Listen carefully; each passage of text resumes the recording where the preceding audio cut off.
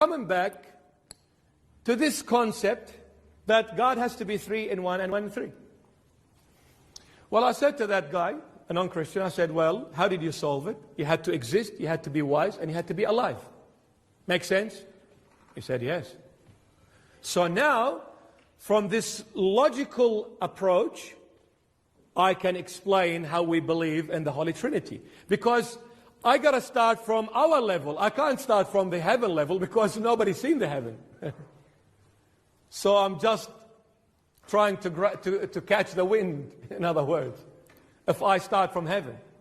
Because nobody's been there in order to understand God.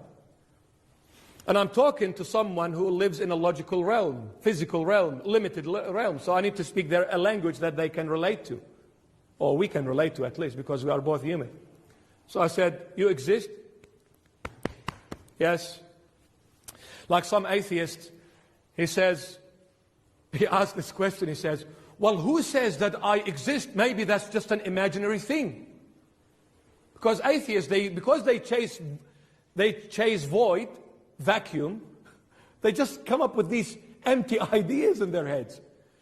He says, well, who says that I exist? You say I exist, and I say to myself I exist, but maybe it's just a thought. So when he asked this question, the other Christian guy said, may I ask who is asking? Did you get it? He's saying I don't exist. Then when he asks me a question, I'll say, who are you then? If you go and say it's so-and-so, that you just prove to yourself that you exist. Did you get it? No? Okay. So, I said, you exist, you're wise, and you're alive. You use the brain. He said, yes. Well, I said, this is exactly the same concept.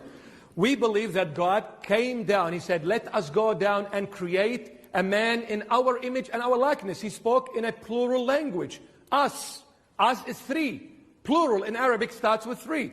So I said, if you read in the book of Genesis chapter 1, you will see, you read, and then it says, God saw that it was dark.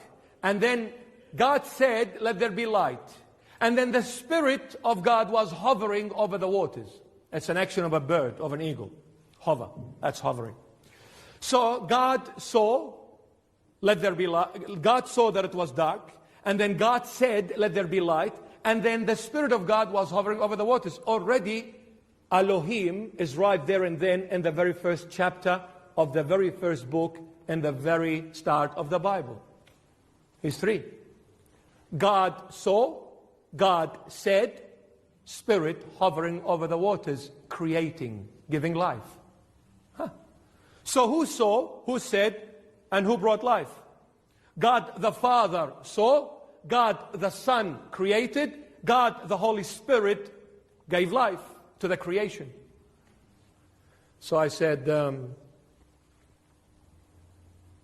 this is the God we believe in. So, don't talk about God as a believer. There are some religions out there that believe in the divine living God, like Christianity. I said, well, okay, before you talk about God,